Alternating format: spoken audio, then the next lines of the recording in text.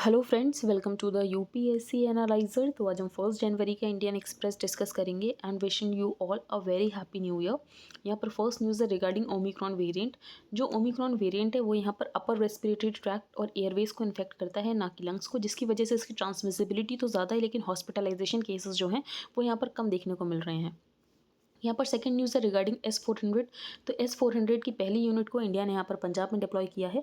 इसके अलावा चाइना के पास पहले से S-400 है और चाइना ने यहाँ पर लद्दाख में इसको डिप्लॉय कर भी रखा है। तो the first unit of S-400 triumph, the state of the art air defence missile system bought from Russia has been deployed in Punjab for protection against any strike from Pakistan and China. तो India ने S-400 की पहली unit को यहाँ पर पंजाब में deploy किया है। The system is already available with China. ये जो S-400 सिस्टम है पहले से चाइना के पास है और चाइना ने यहाँ पर line of actual control in eastern Ladakh इसको यहाँ पर डिप्लॉय कर रखा है। ये जो सिस्टम है S-400 air defence missile system, ये यहाँ पर केपेबल है 400 किलोमीटर तक किसी भी एसेट्स को न्यूट्रलाइज करने के। तो it is capable of neutralising assets from over 400 kilometre away. इसके अलावा ये किसी के अगेंस्ट भी प्रोटेक्ट कर सकता है from rockets, missiles, cruise missiles and even aircraft. तो among the most advanced such system in the world, the S-400 is capable of protecting its air defence bubble against rockets, missiles, cruise missiles and even aircraft. आगे चलते हैं। यहाँ पर और भी कोई important news नहीं है तो हम यहाँ पर कुछ डिस्कस नहीं करेंगे।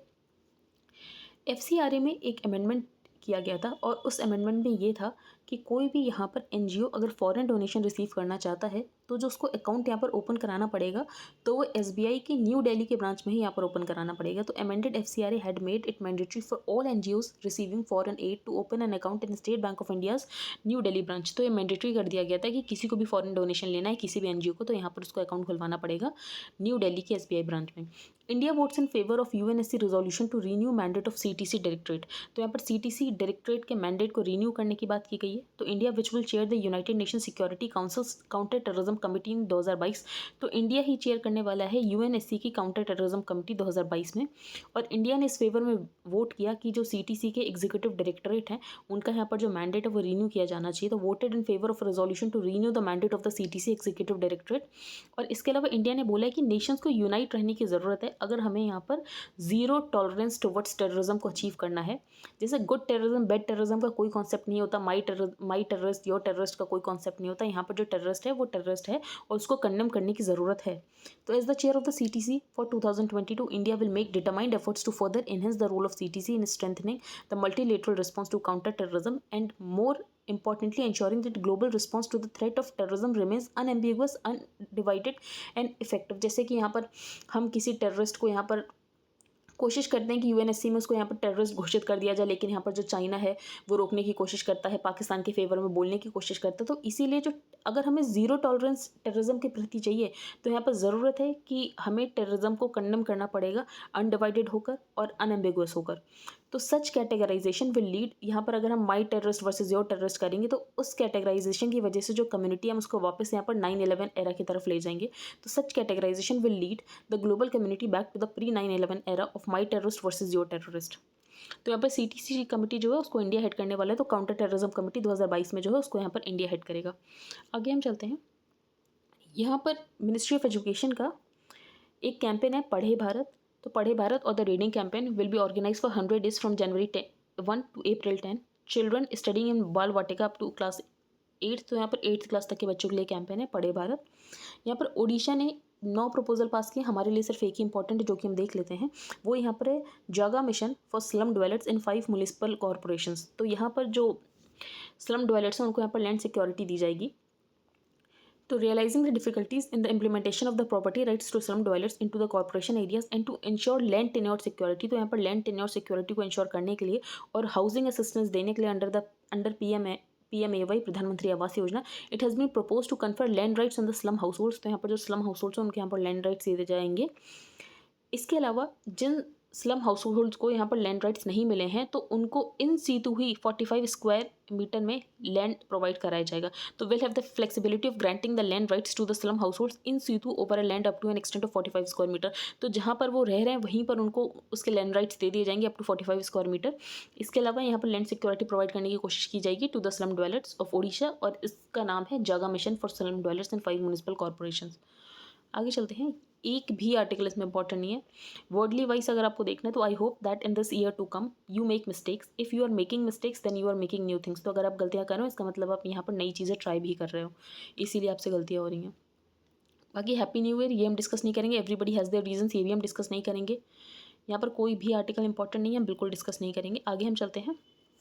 यहाँ पर जो अवार्ड मिला है किसको मिला है ये हम डिस्कस नहीं करेंगे, लेकिन एक पैटर्न ऑब्जर्व किया गया है कि जब यहाँ पर मूवीज़ को डिपिक्ट किया जाता है तो सेलेक्टिव रीडिंग ऑफ हिस्ट्री की जाती है। फिर यहाँ पर कोई भी मूवी, पद्मावत, केसरी, मणिकर्णिका, तानाजी, तो it observed a pattern of falsification and selective reading of history.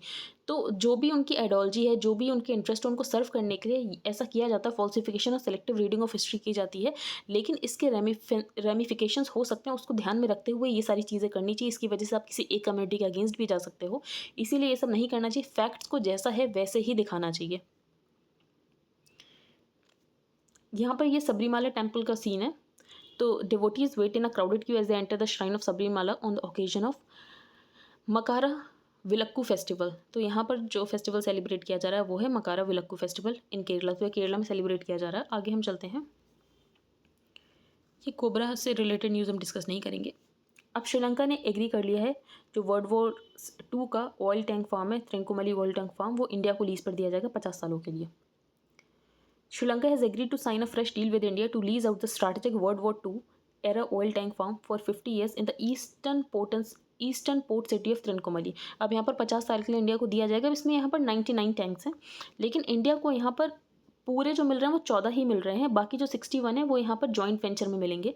तो the LIOC will have the control of just 14 of the 99 tanks over a 50 year lease. He said 61 tanks out of the total number of 99 tanks would be run under the joint venture, जिसमें यहाँ पर जो श्रीलंका की company उसके पास यहाँ पर 51% majority stake होगा, और बाकी यहाँ पर जो 14 हैं वो यहाँ पर एंटायरिटी में इंडिया को दिए जा रहे हैं। तो श्रीलंका इन 2002 entered the original deal with India on the island's most strategic oil storage complex which was used as a supply base during World War II। और ये जो त्रिंकोमली ऑयल टैंक फार्म इसको यहाँ पर ब्रिटिशर्स ने ही बनाया था। तो British rulers had built to refuel allied warships and aircraft. अब यहाँ पर बाइडेन और पुतिन की वापस से बात हुई तो president Joe Biden has warned Russia's Vladimir Putin that the US could impose new sanctions. अब इनका ये कहना है कि अगर यूक्रेन के आसपास से यहाँ पर रशिया ने अपने ट्रूप्स को नहीं हटाया तो यहाँ पर जो US है वो और ज़्यादा सैंक्शंस लगा देगा। लेकिन रशिया ने बोला उनको कोई फ़र्क नहीं पड़ता, आप और सैंक्शंस लगा दो। लेकिन जो रशिया की डिमांड है कि US को यहाँ पर नेटो का पार्ट नहीं बनना चाहिए, सॉरी यहाँ पर जो यूक्रेन है उसको नेटो का पार्ट नहीं बनाया जाना चाहिए, रशिया की डिमांड है। जब तक रशिया की डिमांड फुलफिल नहीं होती रशिया अपने ट्रूप्स नहीं हटाने वाला है। अब यहाँ पर बाइडेन ने पुतिन को यहाँ पर 2 पाथ्स दिए, या तो डिप्लोमेसी या तो अमेरिकन डिटरेंस आपको सहनी पड़ेगी, आपके ऊपर सैंक्शंस लगा दिए जाएंगे। लेकिन जो रशिया है, रशिया ने अपने यहाँ पर डिमांड्स क्लियर कर दिए हैं कि यूक्रेन को यहाँ पर कभी भी नेटो का पार्ट नहीं बनने दिया जाएगा। इसके अलावा जो भी नेटो अलायंस की मिलिट्री इक्विपमेंट है वो कभी भी जो फॉर्मर सोवियत स्टेट्स हैं, जो पहले यहाँ पर सोवियत यूनियन का पार्ट हुआ करते थे, वहाँ पर डिप्लॉय नहीं किए जाएंगे। तो Russia has made clear it wants a written commitment that Ukraine will never be allowed to join NATO and that the alliance's military equipment will not be position in former Soviet states. लेकिन Biden administration ने भी इन demands को reject कर दिया है। Russia ने 2014 में Ukraine से क्रीमिया को एनेक्स कर लिया था। तो in 2014 Russian troops march into the Black Sea peninsula of Crimea and seize the territory from Ukraine. इसके बाद से रशिया को यहाँ पर G8 से निकाल दिया गया था। उसके बाद ये जो G8 की ग्रुपिंग है G7 ही रह गई। फिर उसके बाद US Russia relationship was badly damage near the end of president George W Bush administration, जब रशिया ने 2008 में यहाँ पर जॉर्जिया का इन्वेजन कर दिया था। तो रशिया इससे पहले भी इन्वेजन कर चुका है, रशिया फिर से यहाँ पर यूक्रेन का इन्वेजन कर सकता है। आगे चलते हैं। यहाँ पर हम एक्सप्लेन सेक्शन डिस्कस करेंगे। तो यहाँ पर बैटरीज़ की बात की गई है। एक कंपनी है जिसका नाम है क्वांटम स्केप कॉरपोरेशन। तो क्वांटम स्केप कॉरपोरेशन ने जो बैटरी बनाई है उसके क्या फीचर्स हम वो देख लेते हैं। तो within a few months on the promise that its novel battery technology could offer a safer cheaper alternative to lithium ion batteries. अब इनका ये कहना है जो लिथियम आयन बैटरीज है उससे ये बहुत अच्छा ऑल्टरनेटिव प्रोवाइड करेंगे। अब ये ऐसा क्या करें वो भी हम देख लेते हैं। तो earlier efforts to build a solid state separator, इससे पहले भी यहाँ पर सॉलिड स्टेट सेपरेटर बनाने के लिए एफर्ट्स बिल्ड किए गए थे। Capable of working with lithium metal had to compromise on aspects such as the cycle life and operating temperature of the battery। तो यहाँ पर लिथियम आयन बैटरीज बनाई जाती है, टेक्नोलॉजी में काफ़ी विकास भी हुआ है, लेकिन उसके बाद भी यहाँ पर जो बैटरी की लाइफ है वो इतनी ज़्यादा नहीं रहती है, चार्जिंग टाइम बहुत ज़्यादा होता है।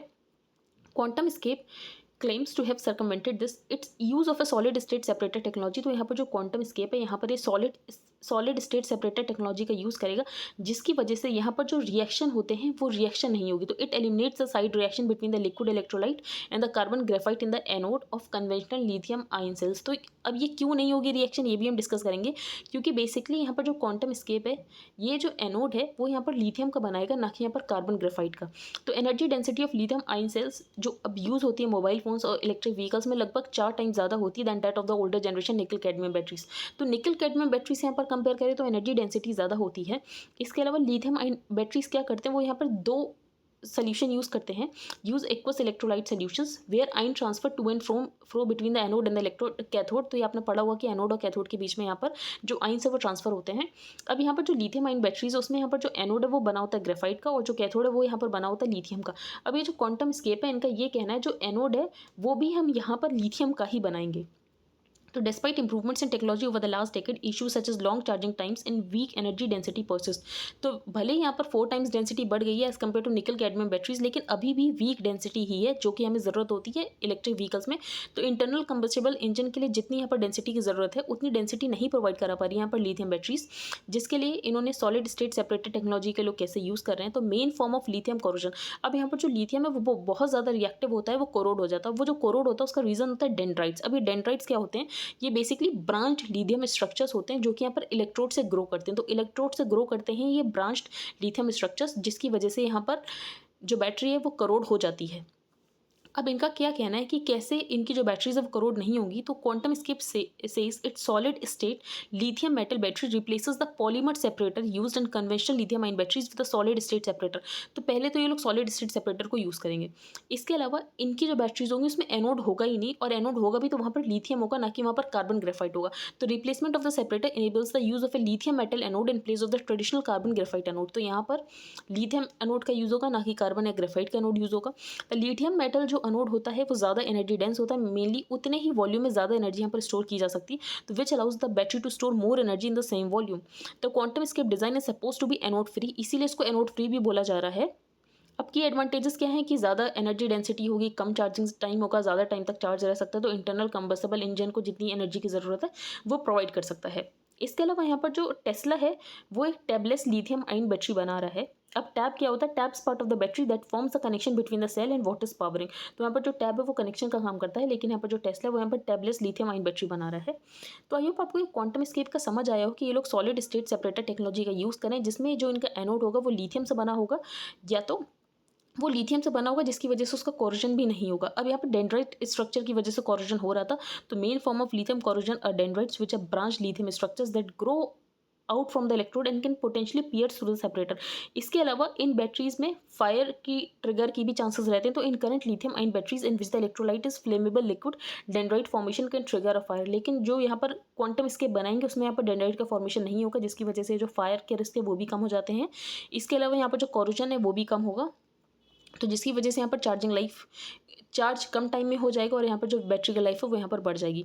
अब इंडिया ने हाईएस्ट मोटरेबल रोड बनाई है, जिसकी वजह से इंडिया को यहाँ पर वर्ल्ड गिनीज रिकॉर्ड भी मिल चुका है। तो the 52 kilometre black top tarmac road is in south Ladakh connecting Chisumle and Demchok and passing through Umlingla at over 19,000 feet. तो ये मैंने आपको बताया था उमलिंगला पास कहाँ पर है। It was recently recognised as the highest motorable road by Guinness World Records. The previous record was held by a road in Bolivia. तो इससे पहले बोलीविया में एक रोड थी जिसको यहाँ पर हाईएस्ट मोटरेबल रोड का यहाँ पर गिनीज वर्ल्ड रिकॉर्ड मिला हुआ था, लेकिन अभी इंडिया को मिल चुका है। और ये जो हाईएस्ट मोटरेबल रोड है यहाँ पर लद्दाख में बनाई गई, जो कि यहाँ पर चिसुमले और देमचोक को यहाँ पर कनेक्ट कर रही है और यहाँ पर उमलिंगला से पास हो रही है। जो कंस्ट्रक्शन हुआ है रोड का, ये हाईएस्ट मोटरेबल रोड का, ये BRO का, बॉर्डर रोड्स ऑर्गेनाइजेशन का प्रोजेक्ट हिमांग के अंदर इसका कंस्ट्रक्शन हुआ है। बाकी जो देमचोक है वो अभी तक स्टैंड ऑफ का पार्ट बना हुआ है। तो Demchok has been in India China flashpoint area the site of standoff in 2016। In the current standoff में भी जो सो कॉल्ड सिविलियंस हैं चाइना की साइड से, उन्होंने यहाँ पर अपने टेंट लगा रखे हैं, have erected tents on the Indian side of the Charding Nala. तो यहाँ पर जो शार्डिंग नाला के आसपास यहाँ पर जो सो कॉल्ड सिविलियंस है उन्होंने यहाँ पर टेंट लगा रखे हैं। तो आई होप ये आपको रोड समझ आ गई हो। जो लद्दाख में रोड है हाईएस्ट मोटरेबल रोड है और इसको यहाँ पर वर्ल्ड गिनीज रिकॉर्ड भी मिला है। इससे पहले बोलीविया की रोड थी जिसको यहाँ पर वर्ल्ड हाईएस्ट मोटरेबल रोड का यहाँ पर रिकॉर्ड मिला हुआ था। अब how amendment makes Assam cattle act even more stringent. अब असम में कैटल स्लॉटर एक्ट को लेकर यहाँ पर असम में एक एक्ट आया था, तो acts bar sale and purchase of beef और बीफ प्रोडक्ट्स। तो यहाँ पर बीफ और बीफ प्रोडक्ट्स नहीं बेच सकते उस एरिया में जहाँ पर हिंदू, जैन, सिख या ऐसी कम्युनिटी रहती है जो कि यहाँ पर बीफ को नहीं खाती है, या फिर टेम्पल या सतरास के आसपास के 5 किलोमीटर के एरिया में आप यहाँ पर ये बीफ नहीं बेच सकते। तो सतरास क्या होता है? Vaishnavite monasteries. इसके अलावा इंटर स्टेट ट्रांसपोर्ट नहीं हो सकता कैटल का विदाउट वैलिड डॉक्यूमेंट। तो inter state transport of cattle to and from Assam without valid document, तो बिना वैलिड डॉक्यूमेंट से यहाँ पर इंटर स्टेट ट्रांसपोर्ट नहीं किया जा सकता है। जो लेजिस्लेशन है वो पहले यहाँ पर सारे कैटल के लिए एप्लीकेबल था, लेकिन बाद में बेफेलो को इस डेफिनेशन से बाहर कर दिया गया। तो the legislation was initially meant to be applicable to all cattle before it becomes a law, buffaloes were remove from the definition. यहाँ पर जो काऊ का स्लॉटर है वो हर कंडीशन में बैन है, while it prohibit slaughter of cow under any circumstances. लेकिन जो और कैटल है उनको स्लॉटर किया जा सकता है, लेकिन एक बार फिट फॉर स्लॉटर सर्टिफिकेट होना चाहिए, उसके बाद यहाँ पर स्लॉटर किया जा सकता है।